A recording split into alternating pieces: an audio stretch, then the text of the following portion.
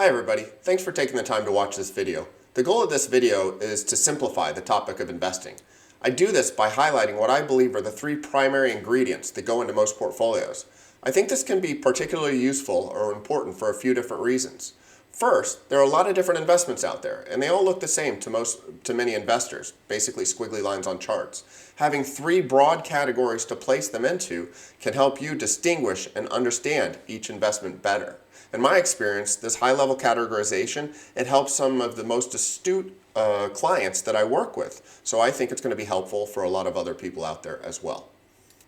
Another reason I think this high-level categorization can be helpful is because that many financial professionals and firms focus only on one or two of these ingredients. So the clients of these firms may not even be aware of, or they might actually be actively steered away from some of the other ingredients. Sometimes those other ingredients might be a part of the best investment solution for that particular client. So these high-level categorizations can help make consumers more aware of what's out there. For example, there's a good old saying, everything looks like a nail to a hammer. If a firm sells one type of product or service, it's likely that's what they're going to recommend to their clients or their prospects. Have you ever heard of a Ford salesman trying to recommend a Chevy car or truck across the street? There's basically a conflict of interest. Investment professionals and firms are only going to mention the products they can sell. Even when a firm or a professional has multiple offerings, they are often monetarily motivated to push specific types of products or investments. And typically these are the ones with the highest commissions, or the ones that they have revenue sharing agreements with various mutual funds or portfolio managers. The bottom line is that this high-level categorization is going to help people understand the various investment products and services, and it's going to help them be able to make more informed decisions. The third and last reason I'll mention why I think this high-level categorization is important is because knowing these three ingredients can help you customize a solution that's specific to your particular situation.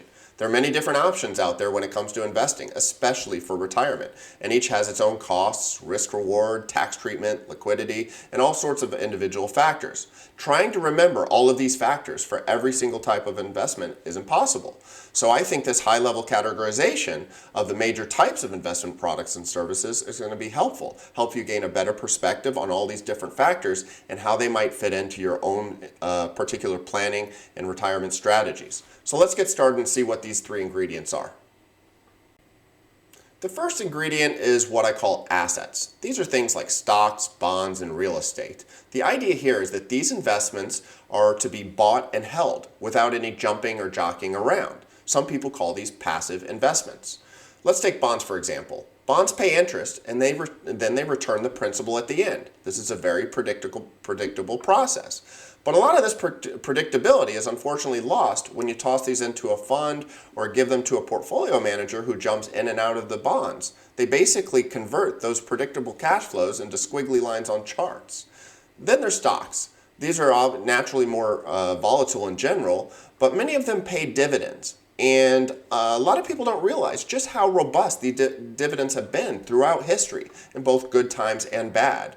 I wish more people understood and used dividends inside of their investment and, in particular, retirement strategies. I would also include low turnover stock index funds in this category of assets because they generally pursue a buy and hold approach, and they're also very cheap and have some tax benefits. I would not include bond funds though, because the bond indices and the bond funds that follow these things typically jump in and out of bonds with quite a high rate of turnover. There are many advantages to just using assets. For starters, it's very simple. It's also very low cost and doesn't require any maintenance. The downside is basically that you get what you get. There is no customization because we're taking assets as they are and we're going to be sitting on them in a buy and hold approach. The second investment ingredient I'm going to discuss is what I call strategies. The first investment ingredient, assets, is where you just buy and hold. You sit on assets that you purchase. But most people don't do that. They're typically jumping or moving around different assets at different times. This dynamic element is often called active investing.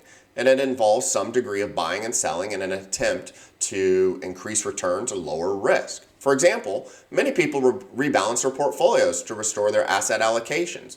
If you wanted your portfolio to be 50% in stocks and 50% in bonds, but stocks outperform bonds, then you might want to trim some of the stocks and move that money over into your bond allocation to restore the 50-50 asset allocation. Many people also try to buy stocks they think will go up more than the average. Popular value investors like Warren Buffett and Peter Lynch come to mind, but there are other types of stock strategies like growth and momentum investing. Regardless of the strategy, the goal is generally to increase returns and manage risk. Now, naturally, that sounds great. So this can create some more upside and some more customization, but it can also introduce more risk. What if the strategy doesn't work out? What if it triggers more taxes? What if it costs more? So those are some of the reasons we might want to use strategies or not want to use strategies. The third and last investment ingredient I'm going to highlight is what I call products. The general idea here is that some companies offer something new, something that combinations of assets and strategies cannot easily replicate. I think the best two examples would be life insurance and annuities. You can think of life insurance as products that pay money when somebody dies, and you can think of annuities as products that pay money until somebody dies. No matter what assets you bought or what strategy you implemented, it would be impossible for you to individually create a payoff that is linked to your lifespan because you don't know how long you're going to live. And only insurance companies are allowed to pool longevity risk and offer these type of products that are linked to your lifespan. Depending upon one's needs, these products can be very useful. However, there's a wide variety of life insurance and annuity products, and the pros and cons are very product specific, so I recommend being very careful when you wade into these waters. Now I'll take a step back and highlight a few of the key points here. Remember, assets, these are the true raw ingredients, the raw investment ingredients that go into our portfolios. We're going to buy them, we're going to hold them, and we're going to use them just the way they are. Strategies, on the other hand, strategies alter the risk and return profiles of assets by trying to buy and sell them opportunistically, typically in an effort to increase returns or reduce risk. The third category, products, these are very different. These offer something new that assets and dynamic strategies cannot easily replicate. When you're deciding between assets, strategies, and products, the appropriateness of each of these really depends on a variety of factors. The first and most important one is your situation and your needs, but there's other things like cost, tax treatment, liquidity, and so forth. You also need to be very careful who you take advice from. I'm going to provide a high-level illustration of how these products and services are offered by various financial firms. So let me provide a broad overview of the financial services industry. First, we're going to start with you. But then, across the way, we're going to think about the various different types of assets, strategies, and products in the market that are available for you to invest in. But then in between you and the market, there's various financial firms and professionals trying to help you select amongst these offerings. If you have somebody that provides advice, they might be able to provide advice on assets, strategies, or the products. If you have somebody that just manages portfolios, then they're really just going to manage portfolios of assets. Then lastly, there's some people that only sell products. So these people are naturally going to focus on products. It's very important to know who you're dealing with and know what types of products and services they offer so that you're going to understand any potential biases that are embedded in their advice. Despite the claims about providing personalized planning or truly customized financial planning for their clients, I believe most firms only provide one or possibly two of these investment ingredients. I offer all three and I educate my clients so that they can pick what they find makes the most sense for their situation. I also take my role as a fiduciary very seriously. I even let my clients know when there's a combination of services that could minimize or eliminate my role or my fees. I also think the financial services industry is good at using complexity to sell their products and services. I've written extensive research on this topic, and I've highlighted how the industry can sometimes introduce unnecessary complexity into situations. I even commissioned cartoonists to create a graphic that's gone viral around some parts of the internet. The basic idea is that they take a total market portfolio, break it into various pieces inside their clients' accounts so that it looks like they're doing more work. But all they've done is increase the cost and complexity of the investment strategy. My research also illustrates how some basic financial planning can go in the opposite direction, actually create more simplicity, simplify your financial planning and your investment strategy. So I'm going to finish this video by sharing one example of a retirement program I created to share with my clients. It can greatly simplify a retirement income strategy, but it can also significantly lower fees and taxes. This example or this strategy targets a retired couple or a retired individual, or really anybody looking to create a growing stream of income. Many of my clients find this strategy to be very refreshing, and they find it to be refreshing because it's one they can understand.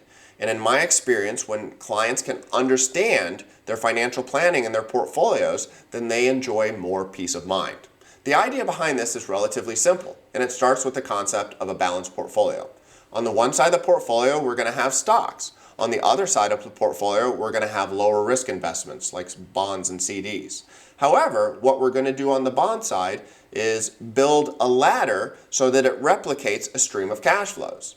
And then we're going to extend those cash flows to make sure they last as long as you do by purchasing a deferred income annuity. We're effectively replicating a pension, a series of cash flows that are going to last as long as you do. Then going back to the stock side, we're going to focus the stock allocation on very high quality dividend paying stocks. In particular, we're going to focus on companies that have paid and increased dividends for at least 10 years or more. Together, we're going to have a stream of income that's going to last as long as you do from the low risk side of the portfolio, but then we're going to stack the dividends on top of that pension that we've created, together creating a growing stream of income that will last as long as you do. But that's it. By allocating the portfolio in this manner, it's going to automatically generate the cash flows, and we can have those cash flows automatically sent to your local bank account where you pay your bills from and fund your retirement. This plan also leaves a natural legacy. That is, the corpus or the principal of the stock portfolio is going to be left over for your children or your heirs after you pass. So what are the benefits of this strategy? The first benefit I'll highlight is lower costs. The total cost for this strategy, all in, run about 0.1% per year or lower. That's right, 0.1% per year or lower, all in for total costs. Another benefit of this strategy is that it can significantly reduce taxes. In my experience, it's reduced taxes, investment-related taxes, by about 30% per year or more. But the last and probably the most important benefit is that people understand this strategy. It's very simple. This simplicity leads to more peace of mind, and I think that is what attracts most people to using this strategy. If you like this idea, I've created other videos and articles, my Retirement Income 101 article, my Structured Income article. I also commissioned an artist to create a whiteboard video. However, the basic idea here is to illustrate how a combination of assets, strategies, and products can efficiently target the very common goal of generating retirement income. I built my practice to offer all three of these ingredients, and I try to combine them in the most effective way, in the most effective manner for each client I work with. My goal is always to build a robust plan, but to also maximize the peace of mind you can enjoy while the plan does the work for you. Thanks again for taking the time to watch this video. I hope it was helpful. If you have any questions or you'd like to get some help with your own financial planning, please get in touch. Just go to my website and click the contact button in the top right corner. Thank you.